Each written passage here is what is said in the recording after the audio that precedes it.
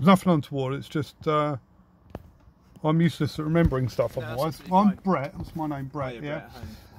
Brett, I'm trying to get to the bottom of some law that I can't seem to find an answer to. Okay. Yeah, I mean, this is why I'm asking you, that's why I'm recording it, because some people have got different opinions, you know. I've had such a diversity of opinions that, so it's sort of like research in a way. Okay. So, when you go to the petrol station and fill up with diesel, I know what you're going to ask me. You're going to ask me about coins. I am, yeah. Money, yes. Have I asked you before? No, you haven't, but I know that it's a question that's asked a lot. It's a very difficult one to deal with.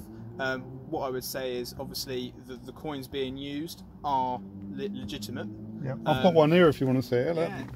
Yeah. They're genuine.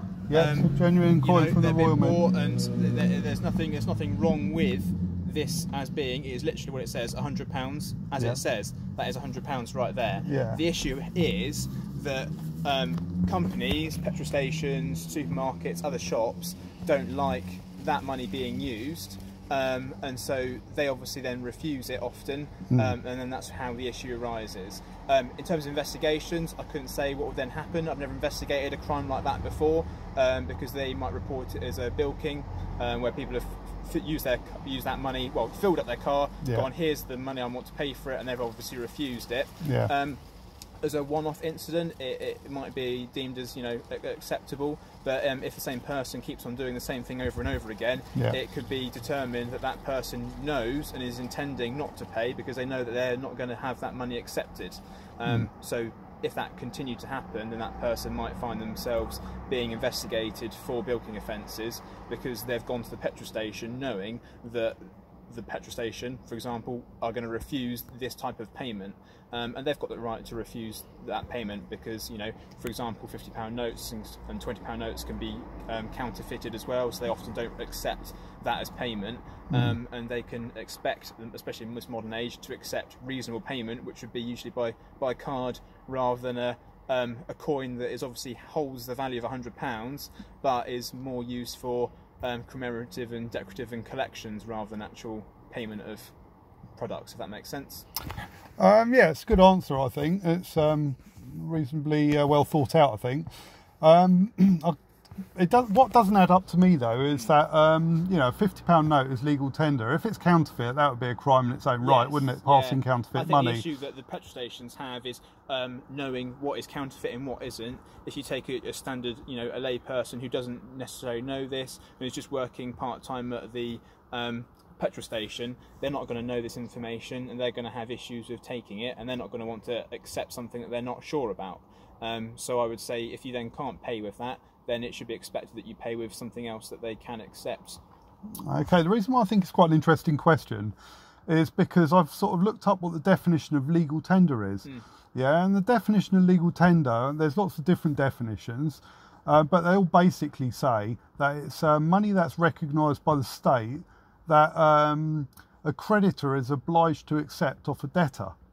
The creditor doesn't have to accept the legal tender, but he can't then prosecute for non-payment or have somebody arrested for non-payment. I don't know the definition. I can't look that. I haven't looked that up. No, I don't know that. Obviously, you've done some research into it. I have, yeah. It's a difficult one to deal with, and I don't know the outcome of it because I've never investigated one of those particular offences myself.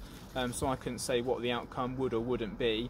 But I would say that people have to be reasonable in it, and I would say that it'd be unreasonable to expect that £100 coin is being used to fill up your car at a petrol station, and if they accept it, then great. But if not, then you should have other forms of payment that they would accept. Usually people would carry either cash or a debit or credit card on them. So what happens to the £100 coin then? How do you spend the £100 coins if you're saying that nobody's obliged to accept it, even somebody who's owed the money? I would bank it. But what if the banks won't accept it? Well, then you then got a question, then is it really worth having? Now, this is another interesting thing, because you swore an oath to the Queen, yeah, didn't you? Yes, I did. Right, now this coin has got the Queen's head on it. Yes. Right, but not only that, she proclaimed that as £100. Yes. So, since you swore an oath to the Queen, why would you be supporting, like Tesco's, for example, over the Queen, who's proclaimed that to be £100. I'm supporting. I've said I don't know the complete answer. What I'm saying is people you'd have to be act reasonable in the situation, and if people aren't accepting it, and modern day world, we move on. A lot more time, credit cards are being used, debit cards are being used. But they're not legal tender, you see. Is less often. They're not legal tender. Do you know what the difference is? The credit card itself obviously isn't legal tender, but the payment method is reasonable. I think that's the key part in it, and that's what we just have to be sensible with. But that's the point of legal tender, you see, is that legal tender is the definition of payment, so that if you owe somebody some money, you offer them that money, and if they refuse to accept it, then it negates the debt because you've offered the legal definition of money. Yeah, I understand. So we go back to that bilking thing, which is an offence, isn't it? So when you fill up with fuel, if you was to make off without paying, that would be an offence of theft, effectively, wouldn't it? Yeah. So if you offer the money, right, how can it be an offence if they refuse to accept it? How can you be a thief? The key bit is, like I said earlier... Yeah. Sorry, I was getting... Go ahead, mate.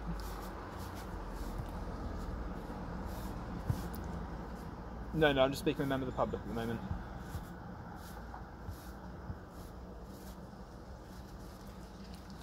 Sorry, I missed the last. Yes, he is, until 7, I think.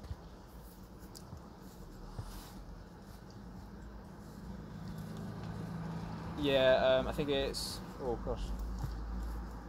Actually, no, I've forgotten it now. I haven't used it in so long. Can't remember his shoulder number. Oh, no, I can. It's 17724. Sorry about that. Close asking question. It's a good question, though, isn't it? Yeah, I would refer back to what I said earlier. Yeah. If it's the first instance where the person's got that obviously the £100 coin, they then try and use that to pay for example, at the petrol station they refuse, then fine, they've refused it. But then if that person then keeps on going back to the petrol station, knowing that the petrol station are going to refuse that payment, they've then been unreasonable and they're taking steps to try and avoid payment unnecessarily because they know now that they won't accept that form of payment. Yeah. So I would say a reasonable person would then go, okay, they're not going to accept that. I understand their reasons for that. I'll pay with other means that I know they will accept, and therefore negate any question of liability. Okay. Okay. The thing that I don't understand about that though is when the supermarket says take fuel and then go and pay in the kiosk. Yes. That forms a contract, and paying in the kiosk. The definition of paying is at least with legal tender, and anything else they might accept. Yeah. They can't start excluding things that have already been deemed by the state as a method of payment. Yeah, no, I understand that. Now, I don't know whether you know, I actually got arrested for this. Okay, no, I didn't know that. Right, so I had a letter from Tesco saying that they would agree to accept these coins. Okay. Right, so I was regularly filling up here at Tiverton with fuel. And I went to Exeter and I filled up with fuel there, and I gave them the £100 coins, and they refused to accept it. And a sergeant came along. We had quite a lengthy conversation for about half an hour, where I only insisted on paying with this coin. Okay. And in the end, he arrested me for making off without payment, even though I was sat in the car still and on the forecourt. Yeah, I mean, I don't know. I'm not aware of that arrest. I'm not aware of who you are. I wasn't aware of that crime either. It's not a crime, is it? How can it be a crime? That's what I'm saying. Sorry, let me rephrase that. We would call it that as a crime. We would refer to it as a crime because you've been arrested for it. So a crime record would have been generated. Whether or not that amounted to any kind of prosecution is a different matter. And often crimes get created. It's just a term we would use as an incident that has happened, if that makes sense. See, I would say that the crime was the other way around. That it was Tesco's having agreed to accept these coins, and obviously them being the legal definition of payment and all that stuff that we discussed earlier, right, then refusing to accept them and then having me arrested. I'd say that's where the crime was, not in me offering to fill up my car with fuel and pay with this coin. Okay, well, I mean, there's no crime of them trying to get you arrested, if that makes sense, for something that they obviously thought that something had happened, and they'd called us, and then whoever the police officer was that made that arrest then decided that they had reasonable grounds to do so, and there was an offence. I don't know what came of that, if you were prosecuted or not for it. No, they're still investigating it at the moment. Well, I mean, I don't know. I can't look at that investigation. I'm not part of that investigation, so it wouldn't be. I wouldn't be in the execution of my duty to look into that information. No, I'm not asking you to. So I'm afraid I can't assist you any further. I can only go on what my knowledge is. Well, the thing is, though, is if I was to do it again, because I don't actually think I've committed any crime. I haven't made off without payment, and I'm actually using this money within the legal definition of it. Yeah. So if I was to do it again, and then they was to phone the police, and you was to turn up, how would you deal with it? I imagine I would take your details. First of all, I'd take their details, record what's happened, and I would potentially investigate you for bilking, because we've already had this conversation, and I've already informed you that I would advise you as a reasonable person, knowing that they don't accept Well, we don't know that, do we, until after I've filled up the fuel. Okay, well, so if I go to another garage that I've never been to... You're telling me that they haven't, because you've said you've been arrested for it before, so you've already tried it once. No, like I said, that Tesco's actually agreed it, and I've got a letter, right, and then they had me arrested after I filled up with fuel. Right, but I'm talking about if I go to some random petrol station, fill up with fuel, and then pay with my £100 coins, and then they say, look, we're not accepting that, and I won't give them my details, and they phone the police, and you arrive. How would you deal with it? Because I don't know whether they're going to accept it or not. I shouldn't actually have to go and find out whether they're going to accept it. Well, by the sounds of it, it already sounds like you know that they won't, because I don't know that you've been arrested for it. No, so, I was surprised I got arrested for it. Well, what I would say is then, don't use the £100 coin anymore. I would use either your bank card, debit card, or other means of cash payment in notes or coins that is widely accepted, because I don't know anybody that's ever tried to pay with a £100 coin. I would say that it was unreasonable to do so. I get that it is... So I think that's treason, what you've just said. I get that it's legal tender. But you swore an oath to the Queen, and you're now saying that we shouldn't use her money and that we should use bank-issued money. I'm just saying we need to be reasonable in what kinds of form we use it in. That's so I think that you should... This is my view. I think you should turn up at the petrol station and say, this isn't a police matter, this is a civil matter. If you want to offer goods and services and then accept payment afterwards, you need to accept what the state has issued as money. And if you dispute it with Mr. Chamberlain, then you need to take him to court to see whether or not there's any legal basis for it. And if the court was to decide that I was within the rules and that I've offered to pay with legal tender, then they'll have to change the rules on the pumps, wouldn't they? That they couldn't offer goods and services and then start turning down cash. No, I understand that they shouldn't be turning down cash. But why would you take the side of a supermarket rather than take the side of the Queen and a member of the public? I didn't say that I was going to arrest you for it if it should happen. I just said that it would have to have been recorded and crimed, and we would be investigated. The investigation might then find that there's no further action for yourself to answer to, and the crime would then be closed. What would happen then? I would have to seek guidance on that, and find out more information, speak to my supervisor to get all that information. And that's the purpose of a police investigation, is that we don't know all the answers when we attend a scene, and often we need to do a lot of investigating to establish exactly what's gone on, what the facts are, and where that person stands in terms of the law. Obviously, if it is no further action, then we would inform yourself of that through either email, phone or letter, depending on contact details. If we don't have any of those, then it would be obviously in person, and inform you that no further action is going to be taken against yourself. If you were going to be investigated for it, and then they decided to bring a prosecution against you, then obviously you'd be informed of that as well. And you'd be taken to court over it, and it'd be for the courts to then decide with yourself, really representing yourself, or with the solicitor against the Crown Prosecution Service. Very good. So if I'm I can't preempt what's going to happen, but if it was decided there would be no further action taken against me, then what would happen if I did it again? If you did it again, then I don't know, it depends on the officer. They might not be aware of it. But they'd check it out on the radio, wouldn't they? They'd see that it's been investigated, there's no further action. Or not. That would be, obviously if you gave your details, then they'd be able to see that there was a crime reported. I'd have to, wouldn't I? If I'm driving a vehicle, I'm obligated to give my details, Yes.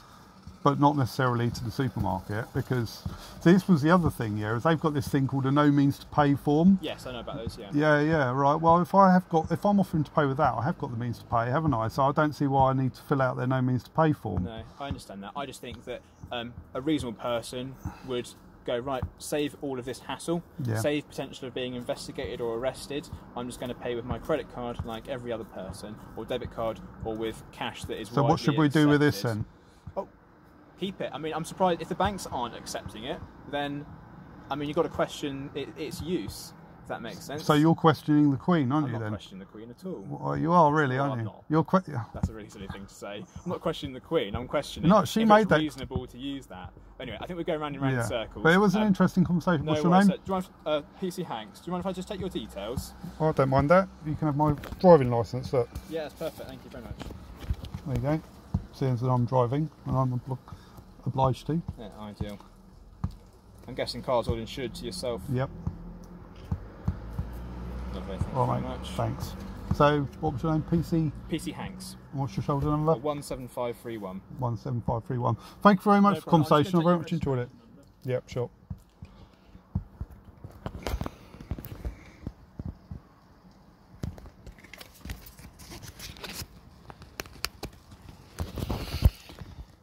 It's an interesting one. I get a different opinion off of every officer. I've had some officers say it's just purely a civil matter. Yeah.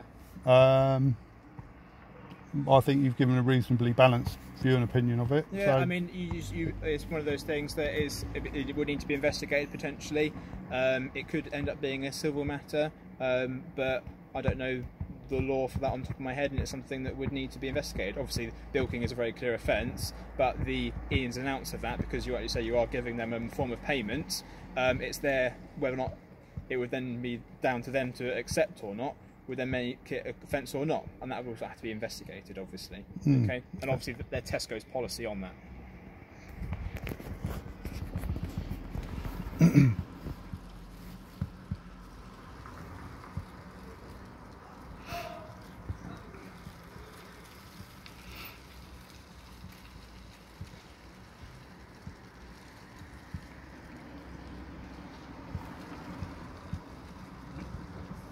Why are you checking my car out? What's that? Why are you checking my car out? Because you've driven here. Yeah. Okay. So obviously you've been driving it. You're going to drive off, so I want to make sure that it's all insured. Right. So what's that? See if you can find some reason to do me or no, whatever. Not finding some reason to do you at all, sir. I'm just doing my job. Obviously, if your car's uninsured and I've just spoken with you, and you've driven off and then have an accident, and we then find out that you've been speaking with me, and I haven't, taken reasonable steps to prevent any offences such as that, then I won't be doing my duty. Okay. Is that like a policy thing, that if you talk to any member of the public in a car that you need to check out their driving lawfully or anything like that? I didn't think you'd have to do that. But whenever, if I were to ever stop a vehicle, I'd always, obviously the reason for that stopping the vehicle is to speak with the driver, find out their licence details and check any their insurance details. Yeah. That's an obligation of the driver. But say for example that car was in drive off and I hadn't checked insurance, and that person then had a crash, it then wouldn't look very good on me as an officer, and I wouldn't have done my duty properly, because I should have stopped that vehicle and seized that vehicle if it was driving with no insurance. What's your rank? What's that? What's your rank? PC. PC, oh yeah. What do you think about Tommy Robinson being arrested then in Hyde Park today? I wasn't aware of that. I haven't been able to look at the news today, so I wasn't aware of that at all. Well, it's probably not even on the news, I don't think, yet. Oh, right.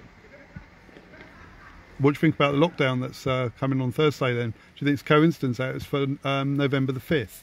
I did find it very funny. Just to clarify, does it start in the early hours of Thursday morning on the 5th? I don't know yet. I think the MPs have to vote on it first, don't they, on Wednesday? Or is it late on Thursday night? I don't know. I think it must be early hours of Thursday morning, isn't it? I've got no idea. Which would basically mean that any kind of protest in London for Guy Fawkes night would be unlawful, wouldn't it? I don't know. I don't know what time it's coming into place. I don't know what the exact restrictions are being decided yet, because obviously the government yet to release any official documents. So far, we just had the news briefing, and the MPs are yet to have their obviously vote on it. So it has to pass the MPs' vote first anyway on Wednesday. Do you worry as a police officer? Do you worry as a police officer that there's sort of like almost an uprising happening, a revolution sort of building amongst the people, I mean, and that you're going to have to. Personally, I've got my ear to the ground, and I've sort of seen dissatisfaction and people being unhappy, and police kind of like being looking for excuses to you know, like control people and to tell them what to do and things like that, using legislation, possibly twisting legislation and stuff like that. You know, does that worry you that that you might end up being sort of like against the people one day? I wouldn't say so. I mean, every officer, we have discretion. That's the beauty about our police force in this country, is that officers, obviously, we work with discretion. For example, you stop somebody for speeding, you don't always necessarily have to issue a ticket or a light out, for example. Yeah. We have other methods and ways of dealing with it. Often we give words of advice and not always give a ticket. It depends on, obviously, the situation, the manner of driving and other elements to it. And that's exactly the same with other areas of policing, is there's discretion. Same with these with COVID rules, with the COVID fines. You know, we have like a step appeal basically to deal with people, and we want to educate and explain first before we issue any fines. And personally, I've not issued any fines because I've dealt with people in a reasonable manner, spoken with them, explained to them the law, and they've been happy with that I've explained it to them, and they've then gone about their day-to-day business. So it all depends on the officer dealing with it and the situation. But anyway, like I said, I really must be getting on. Yeah, all right. Well, nice to meet you. Yeah, nice to talk speak to you. Thank you very much. You take care. Bye-bye.